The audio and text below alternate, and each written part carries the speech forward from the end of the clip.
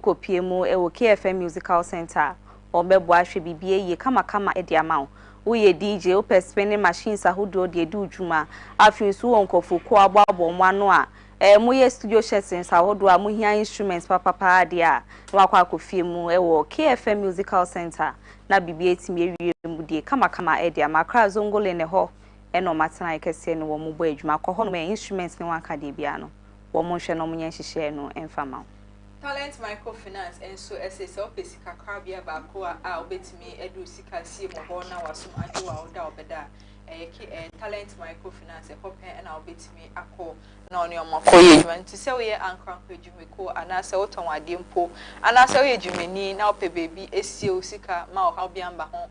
Now assume everjua a talent microfinance a hope and I'll bet me Edu Sika is ya woman sing on so Eda form boko edema almost bra now near Mumbai Juma a man tam doing siano emu edu their talent for abom homodi edu one sian umusu a mudi shepa equam say won't bet me edu ho ediamo nute numeri womo tunsa ediamo wo adabraka a dance by a ho and a KF talent microfinance woma bon san kesi no esi a bet me alcohol now near Makoye Juma el numeri womo so ebo ye chido my KFM TV news no yede ebe somo ye free ho dia dada ba take up eho na ye ko wono so phone se ne ho aka de bia na okopie mu a wo be hwa ye bibia ye kama de amount o odofo bia pese surprise no ne birthday drew pese o ma no achede a ebe so na ni da ne da o ma so be bodin sa so mesi ana so bentin na de do minti me fa se da nkoma ne de dada ba se bra phone si bia o pe bia ene ho asa hwis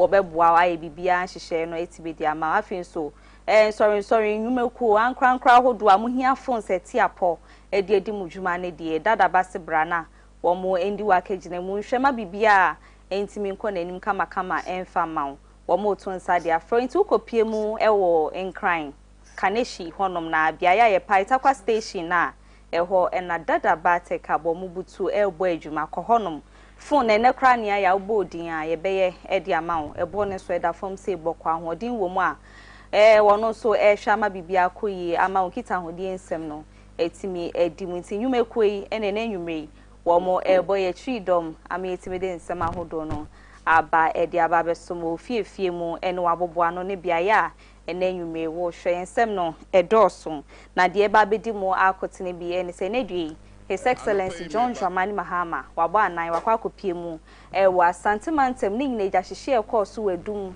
enne biaya ahodo ebimben ho no ode anu disem ahodo bebre na akoto dwe na nwumre no ye de nto aso nbe ma wo KFM TV so eye mrahye bedwafo enso de abetudwo omoche se enmanim ya wo mo hwe se interior minister wo betimi edo nsembi abetudwa efa Dr. Addison eye ni fia ogbora ho no wo betimi abechechem ye bedomu esuko ede amawo enumre ye bekọ edwedie ensem defense ministry no so e kado so po eso omo so 3.7 billion Ghana cedis no enedwe wo mo de aba betudwa chese nhihye ohomba abaye amasa aka pudu ya aba beso omo so no etimi efri hono wo eni jede ensem no KFM TV ye di show for crab ya to no din say atsem no ayekese eye kwesi adawe ebo eye nwumre 6 pm a ye be lanche ewa ha ede amo bibia we so ye be do mosuko enwumre ede amamo we say ensem no edo so ye pa bebre na aka we ho na enwumre ye je Bernard aje odi ane se obeka ye ho wo fiefie mu bia ya hodo a wo hwe na wotie se wo teka modie bomode na be fontentan fidie ye won framem sisi a nti wo call ye Facebook na KFM TVGH afin so YouTube KFM TVGH mienu idie ye twegu live wo ho kan ye ho wo honum na afin so nsama hodo e de be somo no wa adwenhira hodo bi e wo ho a odia ne se wo de be fa ho no we jai comment ahodo ne de gu amaye afin so betimi dia fa ye WhatsApp line so 0246239070 betimi so eje bia to ha ma ne bre se mu fatemu no yenya bre ne adaje a ye betimi akenkan ne kama edi ama enye nsem a efa de ye ba be kan ho ebrebe mu a ne etimi akenkan ne kama edi ama akenkan for enanwumri eye Afia Fosuah Oduahoma Afia ena so meje so kama edi ma mene Maame Esi Nkrumah ye gina we so na yeda ne ho sima aba ye ba ye be hye nsem na se edi ama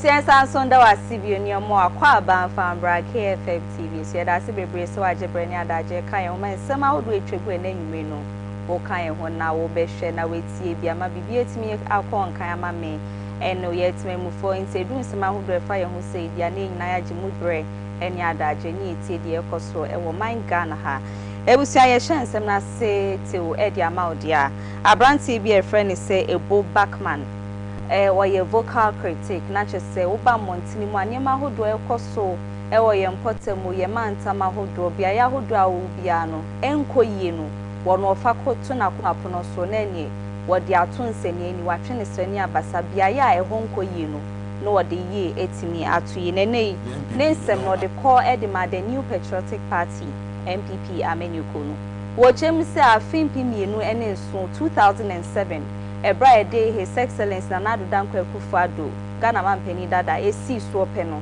ena mentime ho ase ene niema bi seye ewo MPP amenyuku na chese di ni si so wie no na obi anfa bogenye swan titiru ene wonuma no modom MPP amenyuku na obi eye de wo pe na enum no ya de hye be kae no ada eye nka ne mrahye bedwani ana owo dome kwabenya ne mpotemu mranim ni Sarah Joasafo eni otwegu ye pa o man Ghana ha na nya asempeso ani na no sese ma hodo a MPP amenyuko ne dia ye na wono hwa enkoyi no ho nsem ena na wo twegu o chese rabani enja no na won kan nsem a wone boso sanse di MPP amenyuko no ye no enya de ese etimi etweyi wo bo MPP amenyuko na chi ensem bebre na wo de kan ho a KFM TV ye to aso kase ne so edia no.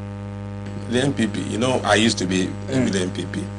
I joined MPP in 1992. I've always said that if this MPP, and I think you've consistently made the point that was the MPP in 1992, there was no way I would have joined. Okay. I mean, you see, this MPP has operated with a culture of lawlessness since another took over in 2007.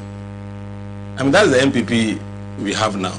I mean, if you look at his leadership ushered in an era where internal party rules were disregarded, people with dissenting views were suppressed, arrogance and impunity became the norm in the party. I mean, look at the way Afoku was forced out of the party, Community Japan and all that. At a point in time, the party was practicing rule of man instead of rule of law, and that is the fruit of the seed they themselves sowed in the past, that they handed the party to an individual, and that is why the party is suffering as we speak today. That, you see, what is happening in the party is just the beginning. What is happening in the party is just the beginning. As we move on, you see a lot of things. But with Ajosafu, just particularly on Ajosafu, I think I believe she is talking too much. You see, people have spoken the same way, along the same line, except that she's bringing on certain issues like the corruption issues, like school feeding, and it's making the party people uncomfortable because the general secretary has also said a lot of things. My own good friend, you has said a lot of things. Even former majority leader, they are all speaking. Okay. But because he is bringing, she is bringing an angle that is making them uncomfortable. The issue of corruption, but that's the school. Yeah, that's what I'm saying. Let's speak the truth. That is why I'm saying that I like that bit of what he's saying. She's saying that she's being honest. Okay. That this government should investigate the issue of school fees. Yes, because there are a lot of what in there, and I expect the government to follow through. Yeah. Ebusia for the more concern from my guswa ewa Joasafo ensemimu nende ana Joasafo e dia betudwa wode ensem we ekwama NPP wo mo general secretary wo chem se woni hu kwan bia se obetimi amana kana no atum efa ensem ahodo a wode gu kwan mo ewo my Ghana obetimi akana no atum Joasafo ensem we wode ekwama eye general secretary a wodi NPP amenu okonenim na wode sansem ni nya ekwama na wo chem se ensem a wono okeka no no kasa enim ne right ana de oka no wonim ne enti a wode sansem ni nya etudwanu nti NPP o general secretary no woni hu kwan bia se obetimi akana no atum efa sansem no nsem we Ajoasafo ana wode etudwa. That we fought for freedom of speech. We had our flag bearer, once flag bearer and once president, walk on the streets of Ghana demonstrating the Ghanaians should be allowed to speak. And it's a constitutional right, freedom of speech. Who started speaking? Our General Secretary. Who started speaking after we lost the election? He was going everywhere. He went to the extent of telling people that nobody should blame him for the election, what we lost. He went on radio saying that His Excellency, the President Nana Akufo-Addo, wasn't listening to them at cabinet. That is what Kodua went on radio to say. And what? Now it's Adwa Safo's turn, and what? You are issuing a statement. What locus does he have? You were on radio, and if he wants to write a letter, a love letter to me, he should write that love letter. This is so general, and I don't think it's a general statement I want to respond to. But you started the game. He should go on social media and see how the party people are bashing him. He has an election coming up. He shouldn't be allowed. He shouldn't allow himself to be manipulated and used for other people's cause. If you have an election coming up and your party base is bitter and they want a voice to speak for them, what I'm doing, I want to clarify something. I'm a lawyer. I am not discussing party issues here. There has been a character assassination on me. I have been defamed by my own party, and I have a duty owed to myself to clarify, to set the record straight, to strip them off, that whatever they painted me, however they painted me, to bring me down, it's not what it was. It's not what it is.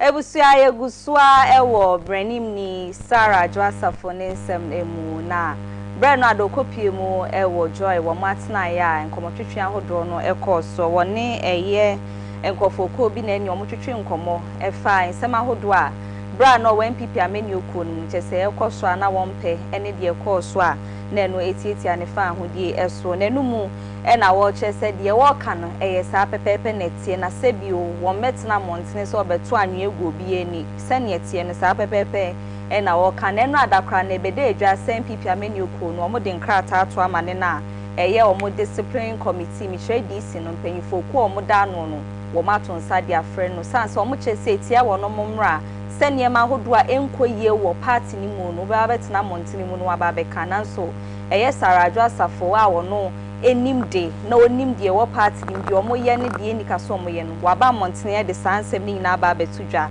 na bro be kan sansem ye nam so ema ye director of communication said the opposition new patriotic party NPP amenu ko no Richard Ahiagba wono so de chaupa kese ye akọ e de ama joy news wo che say de koba e mo twe nkrata no e de koma Maame Sarah Joasafo no enye se omo bu eye joy news entia na emom no sene Sarah Joasafo ye ne niema bia nensem fata no tietia NPP amenu ko wo amamramra no enu nti e no moto nsaje sankrata no frɛ wa wo mo e ma mba mpanyifo ni mo ba betoto na no nti ma eye joy news omo fan to makoma pono so nkyerem se sene nkrata ne bai no ye nimti ebuo de mo anase mpo mo titiri wonti e na omo twin sankrata sanso omo de omo adwuma no mo ye e na Maame Sarah Joasafo aba ho nti nsem obekan ne de no e na omo tia na emom na nye station no e na omo eni omenya asem nti we ni nsem a no free a director of communications said the new patriotic party NPP amenu kunmunya for Richard Ahiagba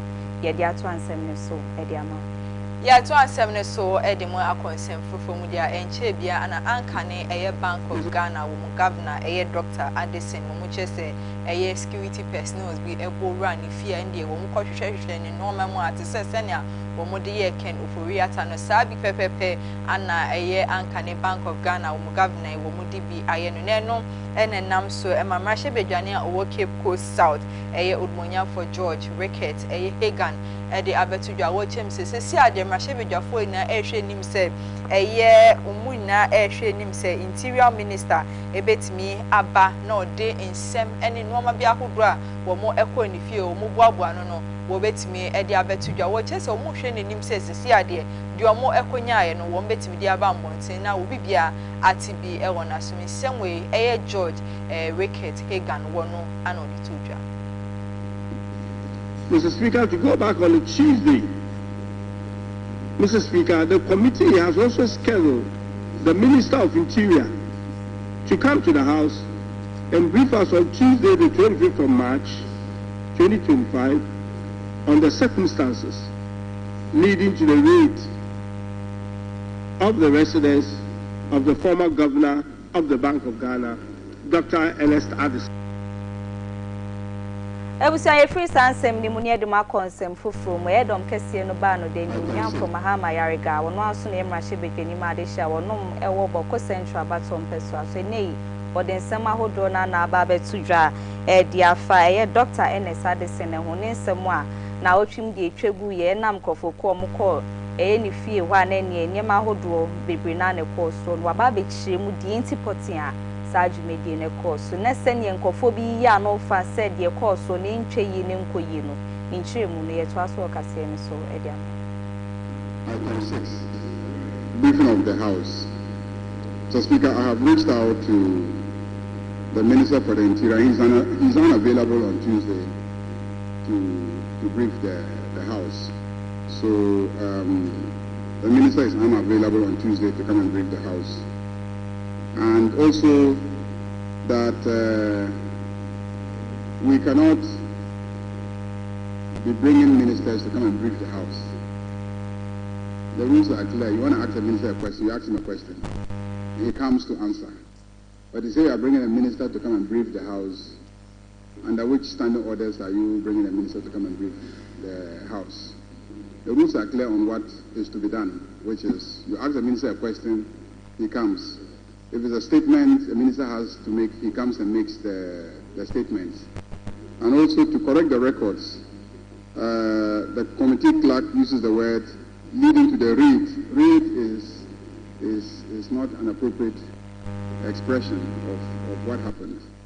I think that law enforcement officers lawfully went there to conduct a search, and it is perfectly lawful.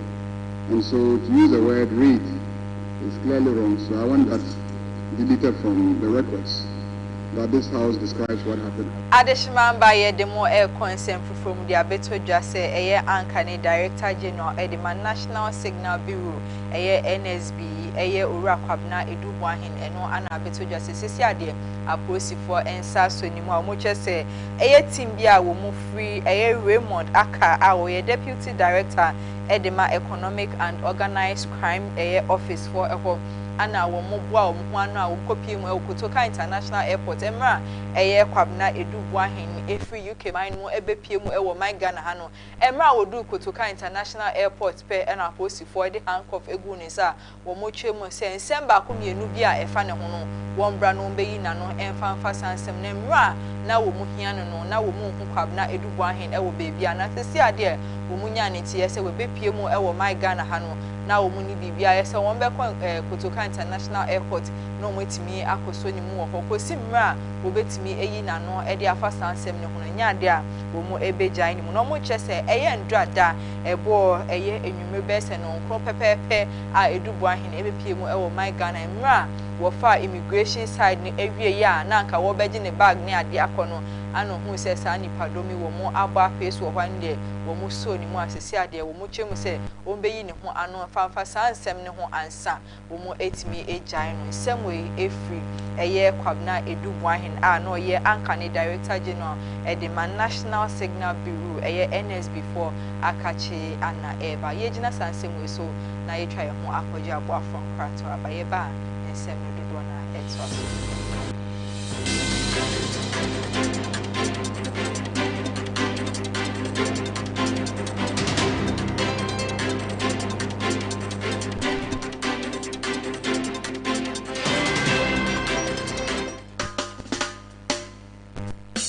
Are you a musician, church, band, school, or an audio engineer looking for professional audio equipment for your work? Don't worry. KFM Music Center has all the equipment and instruments you need. We have from drums, keyboards, combos, guitars, microphones, PA systems, brass instruments, studio equipment, lighting systems, among others. We import all kinds of electronics and musical instruments from top brands such as American GLS, Behringer, Sabian, Yoga, M Audio, Nutri, Tama, among others. you can locate KFM Music Center at Zongo Lane between the Benjilo Building and the Children's Hospital. You can contact us on the numbers displayed on your screen.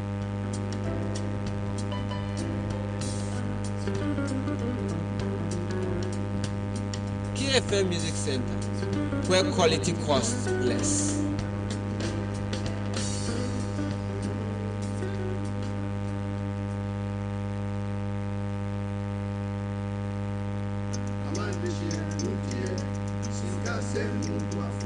Medo benami Ghana to call to Ajaple Hozuko Kata. Mie chonya nya de venami cho Talent Microfinance Limited Gajadopa. Mie wana susu savings, addition, school boafo, cashback, ple bubwa okata. Nenyebe egajom de miagbo la letie tomebeko aten aho gadodo. Kenenyebe egajom vivi la nenyebe o gahia ola aten wava ava de ogai kene hia fa. Tanenyebe mi fomcho mi afa jomu yo kenye mi afa gadodo nyawa. Business loan elemiashi, church financing elemiashi, salary loan elemiashi, eye bubu li kenye personal loan. Nenyebe mi fomcho business loan enye gadodo ikemie nana asichalao. Nenyebe washiba keke alum eleswe we have talent. Mi pepegede ngo nenye washigba lesua ne woge wokekegede ji to talent pomo nome nenye be mi pomchu mi afa salary loan enye gado mo mi ke mi huna mi afa jirudu dola nke ga nyo he ya ba talent wo payslip pe bank statement ye kwenye nwi hia o na kokoko salary loan le rate mi to keke akeji church financier personal loan va nenye habobo masoli hama eji fufofo sankuo jitao olila ashibobwe kekeake mie flegeno na nohem v choji nto jinwade bare kwereka mpopo kai ganyu heya talent kuna poheya ole chagbagba do tare talent bena wo gado monwa anobobwe nanu akpenanu etibe ya nyafi ke talent la talent microfinance Jengo ameganshpe abe Latina tejipo hotame. Miape kapomo yenye 050-129-1298. Hello 050-128-9119. Talent Oga Kwamanu Banta.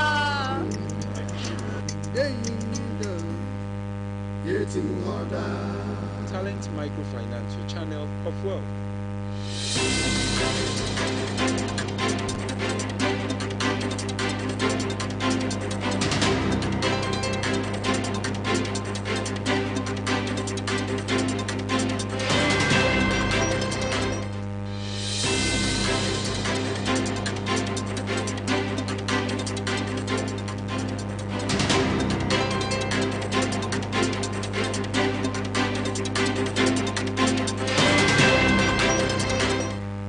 da wasi bebre science mu akwa babiem de oba KFM TBS so aseda PC ne fan komma KFM musicals and tafi dada ba take up ye wi nso a ne e talent microfinance ne nwume wo mo e na e boy tree do Maame nsema hodro no yetimi e dia ba beso ye to ansem ne so e di ama odi a e yeso afo hwe mebunu ye die so hwe ma bibia timi wie mu die ne ko e ma bibia e ko kama mom timi gina o manam so brane no eyo munya for George opare adwe ne dwi kofoko bi omoye Ghana fo mu kopie mu e wo Libya man mu mama saba bipi mu man Ghana ha waje o mo fe so a wo hwa ma bibia etimi akonkan na we adwumedie bia no ma hihya to ho a wo mo konya mu nimdie ne titie no ne dwi o ma ba montini mu a ensema hodo na na bro ko hye ne twegu ya KFM TV ye de to aso e we yimre kase ne so etumi dia ma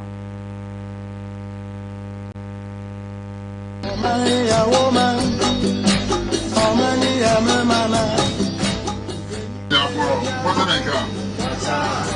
Prime George of Ariado, for my penny, said, Melbourne, Minister for Youth Development and Empowerment. There was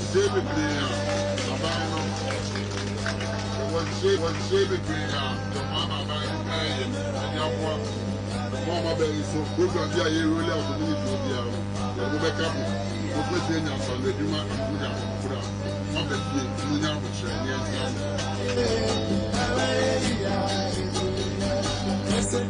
Adeshima mbaye demo air consent fufumu media and then match busumeni da etoso eduonu baako ewa fimpinu ni eduonu ennumu ana rehosem kese pa esiye ewa santemantem eye dwadie bia ye baako a ewa santemantem ewa edum no wo mu chese eja eto mu ewo hwende shops ahodo na ena hyehye wo pa eno eye rehosem ye papa edema wo mu ewo sane no enam so ema eye Asante Regional Fire Commander eye ACFO a otoso yenu Peter eye tete wono so edi abetudwa wo chem se nieti a ejai etimi etete ya for shops ahodo mu ni nya se wo mu ados wo hododo bia ya wo mu ton ade no ehwa ye congested amo chese wo mu nya kwan po na nka wo metimi egboura ho ekodum eja no entem enunti anejai etimi etere ya ema shops ahodo na ehyehye ye wo ho ewunsem we eye Peter tete wono ana wo de to dwamra wo kopie mu ewo ebra eja no ehye no ase. No, we're called at 06:05 hours here. And when they came on board, they saw fire on the 3rd floor. Yeah, apparently the fire started from behind the building. Yes, and accessibility was a problem. Yes, so they started tackling the fire. They called 4 other pumps.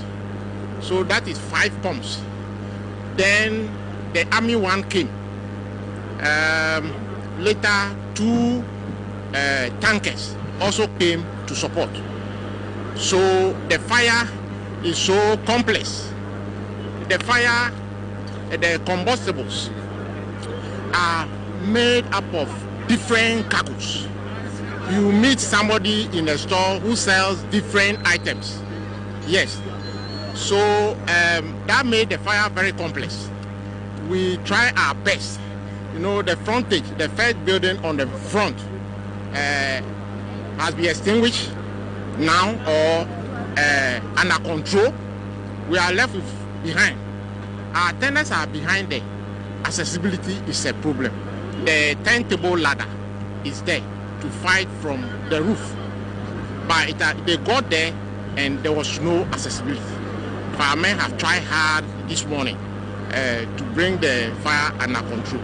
Yes, and we are still on the ground working. Yes. Well, accessibility has always been the challenge.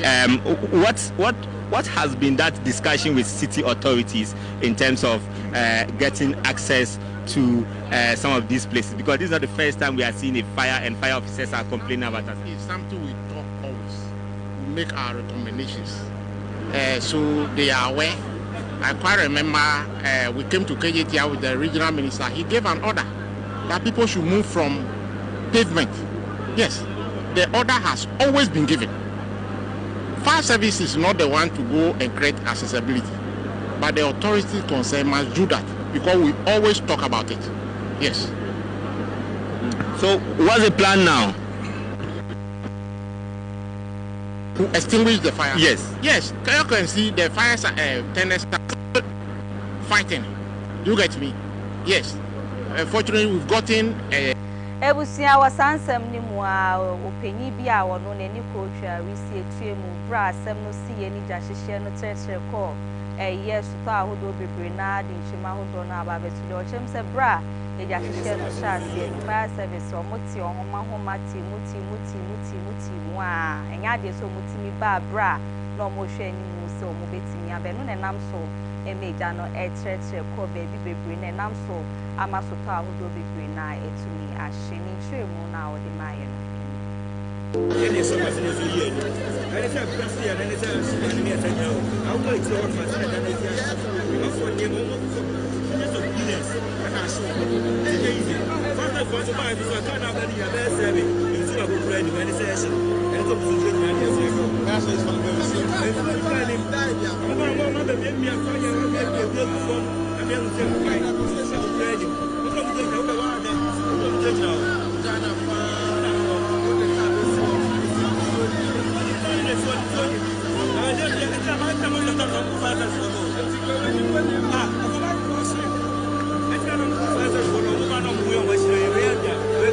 Eu não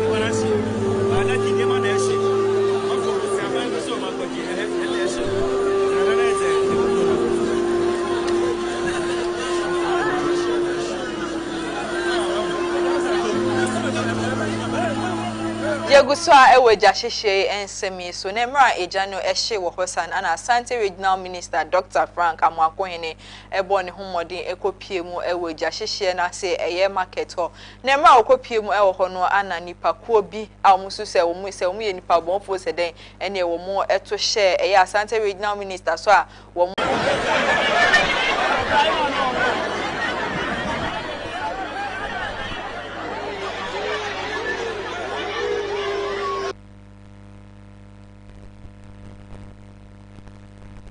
Ebusi ayinti na de ekoso e wa santimantem no no ye to aso e wo sansem ni mu a e de ama wa obi dwa ewu no na obi su de asori na breja hihye na ekoso aposifo age ban boban wo ho hwese bibia betimi akonkan na niema ahodo binom emfa baby bone no enam so mankofo ko bi de omo de no mafa to makoma pono so ne so se omo nko ho na soto ahodo na ehye no niema entimi anhye no omo fa so no omo wia niema ahodo bebre na nam so ma aposifo de omani abredin dia wonom a wo mudi bone fo semeti sei no yachi omo nyina sisi ana aposifo ekwa akototo ma no se omo hwa ama bibie etimi atoye na sankofo ko enso fa echire ewiewia niema omo bon ho ba ne de na ehu behia yese mra ne timi ni wonom edi sene yese na fatasi ade posi ko no ade se o ma chi sankofo ko nyina womo ene mra no etimi ni womo akwa akodi ntiwe ena ekoso Asante Mountain bra posifo eso ade shebenum epenchi never so e ho no mampani John Dramani Mahama ebo ne homodin ekopie mu e wa Asante Mountain bia ya eja hihye ekoso e ho no den samdodo na etodwa wo chim se wo mo ka makoma nto mo yem no mo a eja hihye e affect o mo no anase wo mo a wo mo shops ene wo mo noma dodo na ehye ne e ade a wo be call mo ase bibia e ba yeye a wo no John Dramani Mahama wo be hwe se wo betutu bibia e de o mo a makoma ebetime ato mo yem nsemwe mampani John Dramani Mahama wono ano de tudwa wo mra wo kopie mu ewedum eye market eho no anopai me ba Asante memu se ye be ye dwumadie bi ewo nkawie a eye Tree for Life initiative na mebesi ye no na regional minister eka atorenchen bia esi ewo edum ha nti sese a na ewie sa dwumadie no ena mese mentu anamon embehwe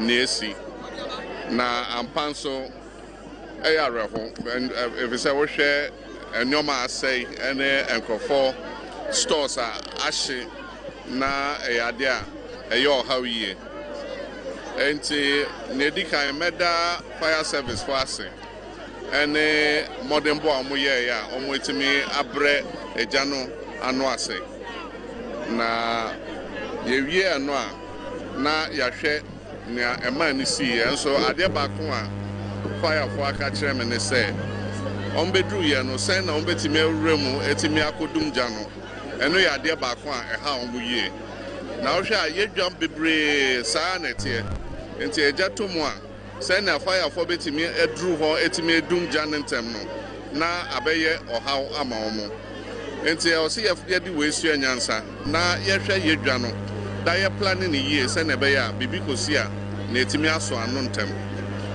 enti ye ni minister ne edwadifo no ebeka ya ka che nadmu se ombehwe na omumpe emoa bi emfa mo omo kakra ye ni chief of staff nso bekasa enti nia Asante regional minister ene ombeka no na ya hwe emoa ebetimi de abo omo se na be ya omo so ombenya yi comfort kakra ene ohawa ato omo no se na be ya ye bebre anu ase kakra enso senya mekan no say se ye hwe ye dwane nyina na ye hwe se na ebesiesie nyoma afa se na be ya bibisa esia enkosi sa achina biom ye gina hei otimeto te se explosion bi koso wo ho ni na ye gas cylinder se wate ba ko ni na ye gas cylinder se explode ejom eni se ye use gas cylinder e wo jom eni se enu aduane wo jom opese odidi a o se wo ko abonte koto aduane bra na onua wo fie na ode aduane no bra e ba jom enso gas cooker ne sa nyoma ni na e ka ho e na sa nyoma esi enso ne wo ho ne se mema Omwa sa atorente me aka omo no mema omo ko se na aban so behwe se ne be ya ye betimi aso omo mu kakra. Ebusai Fosuah Ejina His Excellency John Dramani Mahama Nakache Nenra da no kopie mu apa East Mantam ni muni na na chese ni thank you to no ena na wode hyehyɛ so na bro kopie mu wo sa bro no eso no ade so de nsema hodo to dwa edifa okopie mu oboko ne important mu amentimi wase ekoso nam smade hye bi no mo hwe wo no mankwa ama enche bi akra Australia bi so hwe ne nkwa wo one temamufo no bi no Watch said the ecoson and yard say tree, Quacoba, some of Franny Ma, and a yana one more pound him in Quebec, the ecosono, or Munina, and your barco, na the eco ye woman temno, woman to me fire into an amswabwa, so mine bets me alcon in concainina, and I yeshin in Shebun and Samahodo to Jan KFM TV. Yet to us. I wish to take this opportunity to condemn the killing of a member of the Ghana Army recently in Boko. The members of the Ghana Armed Forces in the conflict zone are peacekeepers who have been sent there to protect life, limb, and property. It is unacceptable for them to become targets of a conflict to which they are not a party to. I, in the same vein, wish to condemn the high-handed response of our men in uniform, which resulted in assaults and injury of many innocent civilians. I can understand the righteous anger at the loss of a colleague serviceman, but we must exercise restraint and use effective intelligence gathering to identify and bring the culprits to book. I wish on this occasion to extend my condolence to the family of the deceased soldier and at the same time to extend my sympathies to all those who were assaulted or injured in the military counteraction. The progress of our nation depends on the shared effort of all its people towards a common purpose and a collective vision for prosperity. And to any Samahodo, His Excellency John Dramani Mahama broke up PMO apa East Mantam Nimono, or the two dry or Bokone and Potem, Yamahodo Kosunin Chayeno, watch as some Masum Grimapa and Timim Braho, Ejan and Semi Sunia trying who tell your bar, yet in some new call a JDM, Yevasisia.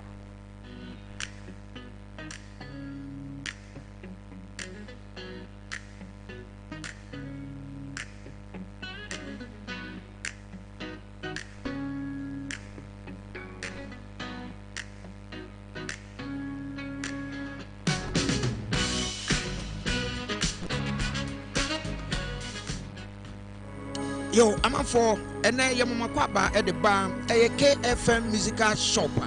The Tosum, you know, who free a Kumasima come that Damono, a sunny at the bar at Dumuno, Sabran Udu, a Sambra Junction, Sambra Hotel, Quantana Sope. Now shop no any Sambra Hotel and the Dinsha anymore. Would the free Sambra Hotel, a wood sunny at the co, Nankane and Hagan, Anne, a hot and a KFM musical shop. The Tosum, you know, yet be in the fofro. Now the air can say, if you dear papa a timiche, the Odea sorry, the Ode grow agro ahudo. Tuma dear be a woody open here a young figure musical instrument piano, a KFM into a say Ghana Muntie Asantema Muntie, a KFM musical shop, Anna Sabre, Yabian fofro Monochai, a war Premper the 2nd Street.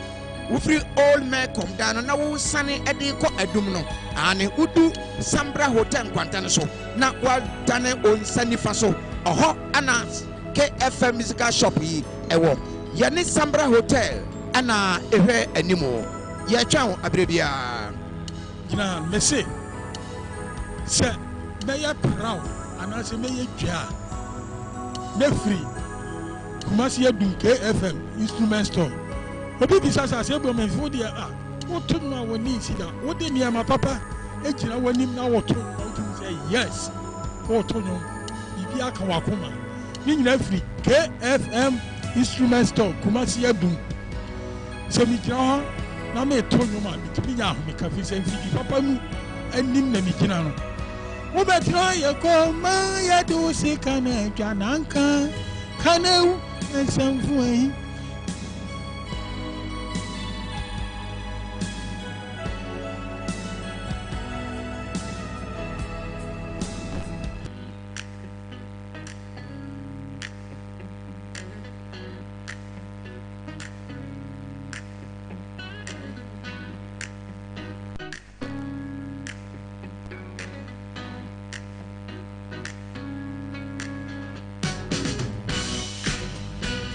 Oye guswa mama kwaba edamwasi se enwumre mutimu TV ho ehwe KFM TV news because so eka we say enwumre news etwago ewe abefo ntintam fidie ne so Facebook any YouTube KFM TV GH no ti betimi akoho na wakohwe bi na wa share na wa like na we de wadwenhwe no enso e de guase ameka makama yeto ansem ne so e de ama ode a edwede mu nsem ana edu so eye osuafo a wono anohwe yesika sem so ewo my Ghana ha onmonyamfo Dr.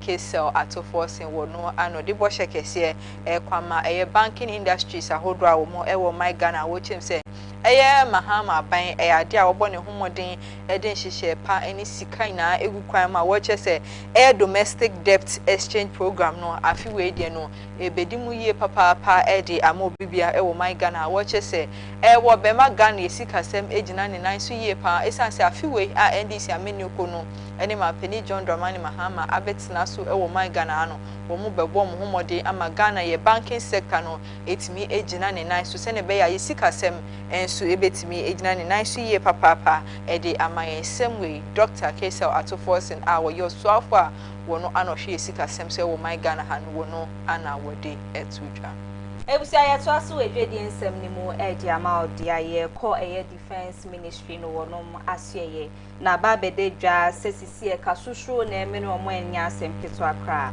wo mo HSA ye food suppliers omo wo man Ghana ha no e ka wo mo di omo eye 275 million Ghana cedis na we na okeka boma be se bosumi be dunso 17 months de ne ekeka boma sa aka ye da hwa wo mo kuka na no nya asem keto akrenam so ma defense minister munya for Dr. Edward Omani boa ma ba be kasa de atremu ejina so ye hwe ye sika sem ne ho ntoto ye HSCC a no mo de nyema egu akwan mu wo mo ye nhihye wo mo de nyema ahodo na eto hwa hwe ni mu se kasusuro ya ba be so ye defense ministry no wo mo be hwe no metimi etu aka ni nyina etimi edi efio sanse sika kakraka se di okeka ni nyina boma be se 3.7 billion Ghana cedis a food suppliers wo mo di omo ka omo so chese se sika na etimi amba ni manimu ya se ni omo di bi omo dwuma fa eboa ma bibia konkan woni omo entemu no wo mo beja omo dwuma die nyina de omo aka de egu ho enti ne due die wo mo ehwe ni se saka omo edi omo no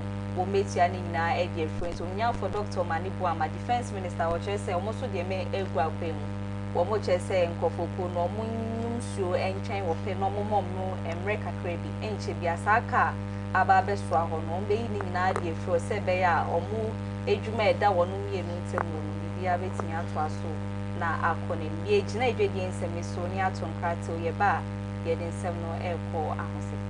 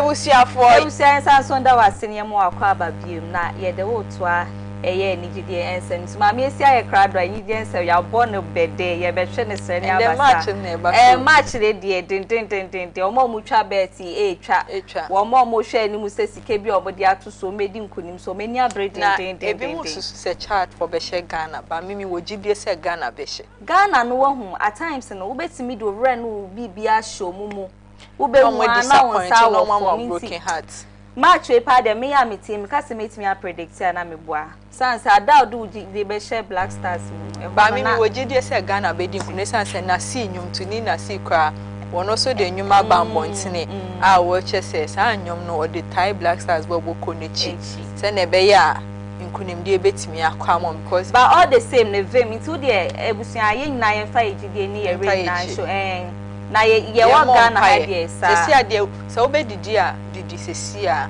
na kwhye dem na jump pipe ka se didi sesi ade na sa wo aye no if you win didi a obenya untimi didi o so dey ye nyina ye fa ye pipe on time match yenkotie na se nyum na wabo ama Black Stars ni yenkotie nyum ne bra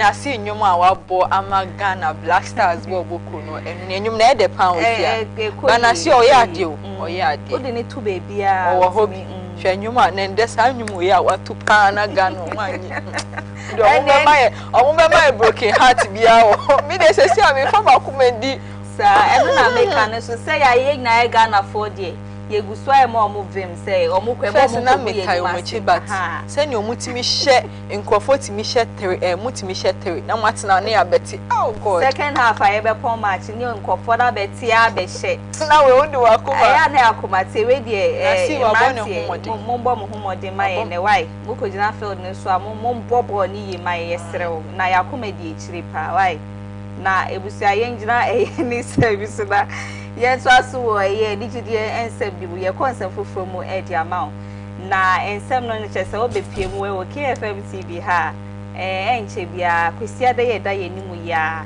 ya de se ye dan dwumedie foforo bi ye pa hontuma kama edi no ye asem no aye kese mu amota hwe ye TV ahodo programs ne die wo hu bia ye hu fonyini kakra na de amamo ye ba be dan sa dwumedie no edidi acho 1 hour 30 minutes na se don hwere baako ene eyi aduasa na ye ba be yinti no wodi ane se obeka ye kwesi da ye pa hontuma kwesi da bia ne wukuada ye di dwumedie ne be hihye so na obi nsi trodo matwa na ka kumsu ye gene kwakwa no muti ni producer de matan GH wono ene be di sa show yi mu chiame the producer no e wa homatrofo ne so aye ne ba be twetwe nkomo no ama yinhyemu yi di afa ya asem na ye kesi dwumedi a ba be ba o screens ni so nti ye nkwa ahoma ne so na ye ne Mr. Ado wono na ye producer the matan GH Mr. Ado ti men ka me mo ajo de oba KFM TV kase so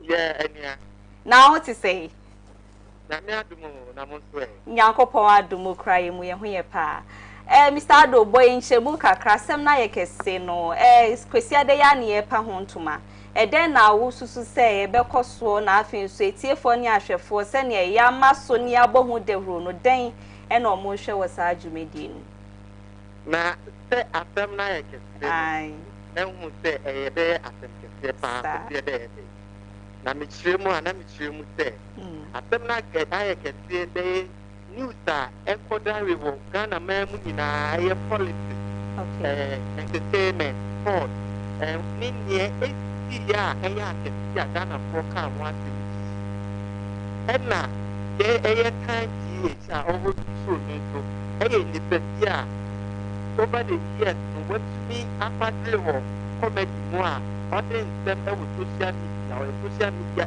influencer on them no ever be brain na fight na never me say me a miss aya yeah so for say almost na no more say but there na in sama kesia e for Ghana emu na e bit get bet na afem na e wo KFM TV so na obi biara e na fire that ni awan ti wo so no obete wo asem na e kese so Pacho na kwesi ada premier in a time near saying, Sebea, I shall forbid me a kind. 7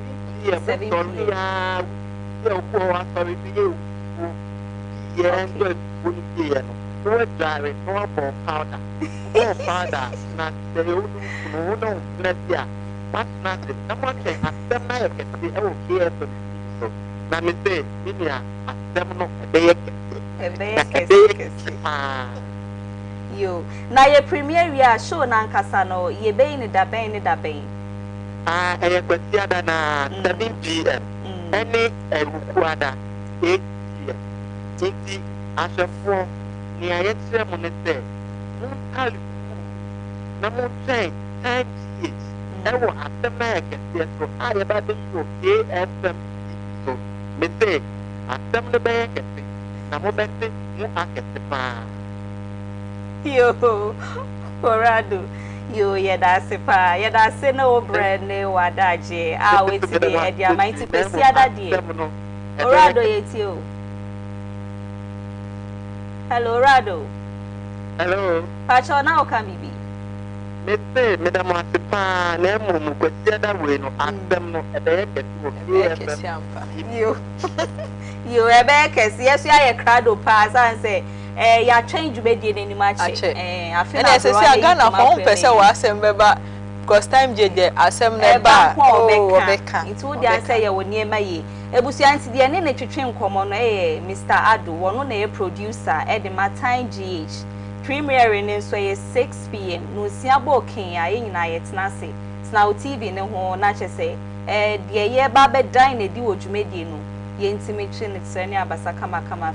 Some the some big in some polo. Into ye bibia no washe is I said betone pronso the aye ding. Obeka. Aha.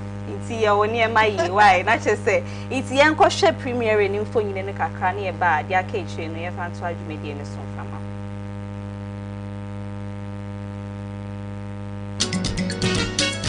Asama ya kosio, asama na ya kasio. Se unse Ghana ni bi eni ajia, nurse and the yonko enya asam. Ghana asam die, eba me kiti. And when you say, addiction, not the anti asam fufra, yechi, and asam biasu niwa, ya disikai eni dikam. Asam no ehina wote no, wote ni saying, e munchire mu ni saying. Ghana asam ade. Wasam na bediha. Abedi kapu yimo. Wasam no na me twi ni se tea no. Feel. Shame Time GH asam no ayekese e wo KFM TV. Magajo say Who se Ghana ni tira nesa na asam abedi ha. Asam no ayekese. Na asam nkeni po. Bipana wase. E wo say I say ho pro akakra no.